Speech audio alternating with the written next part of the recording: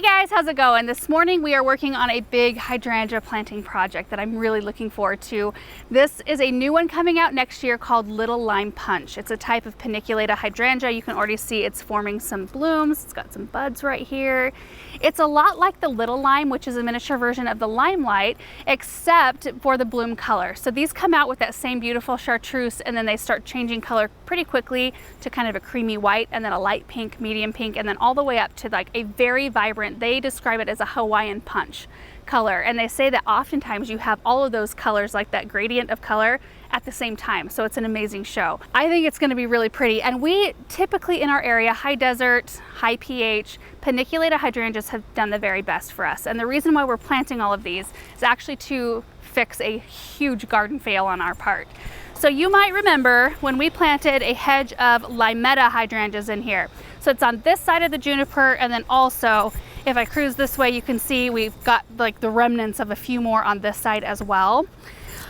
We are dealing with a severe nutrient deficiency in this area, which can be caused by, several different things. This is because of our high pH, which binds up iron. Usually it's not a lack of iron in the area that does this to a plant. Like this is iron deficiency symptoms right here. Typically you start seeing like the leaf tissue turn a light color, then it turns yellow, the veining remains dark. Severe enough, it starts to burn like this, and then you eventually kind of lose the plant. So, there's probably iron in the soil, but because of our high pH, it's not available to the plant. The high pH binds up the nutrients in the soil. So to address this type of problem, we're going to be doing a couple of different things. We are going to be planting these new ones with soil acidifier to help kind of combat the pH of the soil. Then we're also going to be treating with chelated iron, which is a synthetic form of iron, which is a type that's immediately available to your plant. They can take it right up instead of like trying to, we're going to try to hit the soil issue at the same time. Our water's high pH too, so it's one of those things that I'm hoping, because it's a paniculata and not an arborescens variety, that will have good or better luck. It's interesting though, because you can have the same plant in a different area of your garden. In one spot it looks beautiful, and another spot you might have an issue. Like take for example, throwing the leaves around. Our red point maples over here look really nice. They're beautiful, they're the color of green they should be, but just right over here, which we should come over here and I'll show you this red point maple that's suffering. I think that this maple is maybe 20 yards away from the ones we just looked at, and look at it. It is so yellow, so iron deficient, and Aaron has treated it with chelated iron both in a foliar application and in ground. He also did iron tone, which is just a slower feed, and then we did spread soil acidifier this spring. So we're very hopeful that we can bring it back, but it kind of just goes to show that sometimes there's just no rhyme or reason to what a plant will do, and it doesn't necessarily mean that that's a bad plant for your area, because we have red points in several other areas of our garden and are not dealing with this. This is just a weird location. And the other interesting thing about this spot is look right here. These are the incredible hydrangeas, which is a type of arborescens hydrangea, same family as the limettas. And here they're doing pretty darn good. We have a little bit of chlorosis, but not nearly like we do on the limettas. Like you can see here, we have a little bit going on, but not bad. We've treated these as well, and these typically do really well for us so long as they get enough water. So anyway, sometimes you just gotta pull stuff out and try something new, and that's what we're doing today. Back to the Little Lime Punch. These are a zone 3 through 8, so incredibly winter hardy, and they bloom on new wood, and that's something I very much so appreciate about all of our paniculata hydrangeas that we have around here, which we have quick fire and firelight and limelight. We can do a nice trim on all of them late winter, early spring, and then they'll form new wood and blooms that season. If you deal with deer or heavy snow loads, it's also a huge benefit to plant something that blooms on new wood, because there's a slew of things that can happen between, like on old wood blooming plants, they form buds during like this year, and they won't bloom on those buds until next year. And so if you have deer grazing, or if you have something that comes through like a snowstorm that breaks branches, then you're more likely to lose blooms in that case. So new wood blooming plants are awesome for that. They grow about 3 to 5 feet tall and wide, so I think they're going to be gorgeous right here. In fact, I'm very much so looking forward to them getting big, especially right here, because these poor seducer hostas, the wind kind of barrels through this area and kind of tatters the backside. They look great from this side, which is the side I'm mostly seeing them from when we walk this pathway. They do like fold apart sun, which I know it's a little deceiving right now. Right now in the morning they do get shade, but you can kind of see the sun start creeping in on this side. It gets sunnier on this side first, and then like mid to late afternoon, the sun barrels through this area and gets the rest of the flower bed during that hottest, most intense part of the day. So I do think that they're gonna have enough sun in order to be happy. Okay, so I think what we're gonna do is we're gonna plant in pretty much the same location. I've got drip set up. We're gonna do the drip a little differently too, but we're just gonna pull these, which I may need a shovel for, and we're just gonna replant in the same spots because I want them spaced about the same distance as the last ones. And then what we're gonna do differently with drip is, you can see right here, this is where an old one was. We put a 2 gallon per hour emitter just into this 1/2 inch black poly, and that's what was feeding the hydrangea. I think what we're gonna do instead of the emitter into the tubing is we're going to come out with the 1/4 inch brown drip tubing and make a ring around the root ball so that we have water feeding the root ball from multiple different directions instead of just one side. That might help things too. So we'll get all these out, put some soil acidifier in, get some biotone in there, get our drip set up, and just get this thing done. I'm so excited to see plants again in this spot.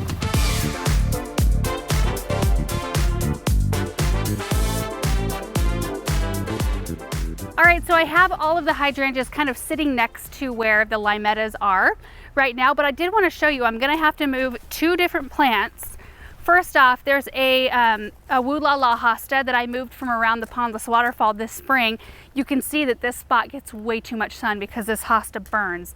So I need to move it anyway, and that's about where this one needs to go. So it'll be quite perfect to just finish up our hedge, and I'll move the hosta just right over onto the other side there underneath the maple where the other hostas are doing great. And then the other plant is on this end. It's one of the brand new roses we just planted.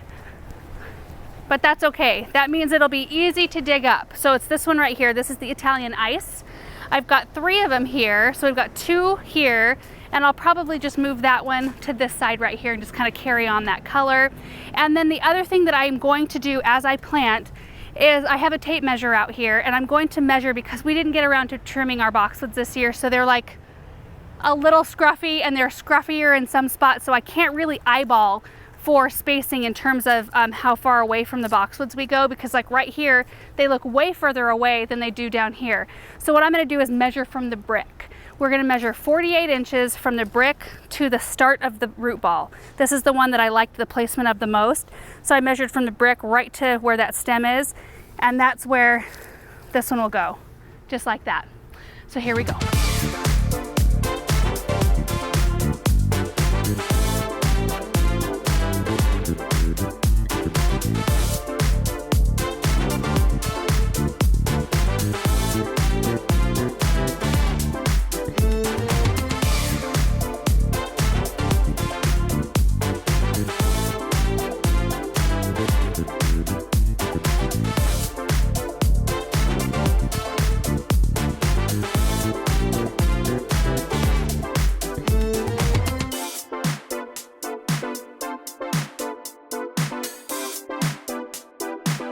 Okay, so I've got them all planted. I'm watering them in now. Now there is drip run to each one of these.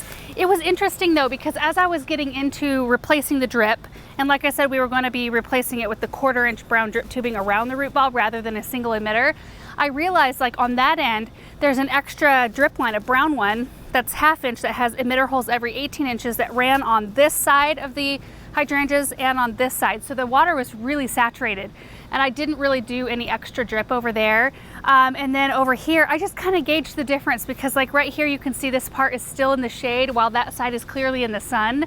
So they just differ so much in this hedge that I'm just gonna have to watch this area really closely. And right now I'm just watering them in to make sure that they're all settled into their little spots here. Now I did space them out proper. When we initially planted the limetta hydrangeas, there was no bricks. So we had nothing to really go from that was solid. We were just eyeballing the whole thing, and it was off pretty big time. So I have these spaced exactly 36 inches apart from each other on center. So from the center of this shrub to the center of this one, in terms of their root ball, they're 36 inches, and then they're 48 inches set back from the bricks. So we have a very nice, straight and tidy hedge. So anyway, that's it for this project. I just hope that this serves as maybe an encouragement to you guys that not everything works out. I mean, even this was kind of a large scale project, and to have to pull those things out and not have them thrive, it's a huge bummer and it can be discouraging, but it happens. It's kind of the nature of the beast, and it could be a myriad of reasons why something didn't thrive. So it's just something that sometimes you have to troubleshoot, and you have to try maybe 1 or 2 different things in that spot before you find something that works out. So I'm really looking forward to seeing how, you know, keeping up on the soil acidifier works. I have a reminder set in my phone to come do the soil acidifier again. In fact, I'm going to do it on the same day that I give it to my blueberries as well. And then we'll just be eyeballing the water. And I think Aaron is going to go ahead and give these the chelated iron, the more synthetic form of iron, so that the plants can take it up like today. And so they'll have it on board, so hopefully we don't run across the same problem. And you might be thinking, like, why don't you put something in that spot where you don't have to do that? And you know, it just depends on what kind of maintenance you want. And in this case, it's a maintenance in terms of the iron issue and water, and instead of like a maintenance issue in terms of deadheading. I could do a hedge of roses here, but then I'd have them in and out of bloom, and I'd have, you know, a mess on the ground from petals falling, and I'd have to deadhead them. Hydrangeas I love, and they're worth the effort to me, because when they start to bloom, that's it. They just keep on blooming through the season. They never make a mess. They are just gorgeous. And I'm excited to have color here. Like the limettas would have been beautiful, but I'm excited to see what these little lime punches do. So anyway, thank you guys so much for watching this video. We will update you on how things go, and we will see you in the next one. Bye.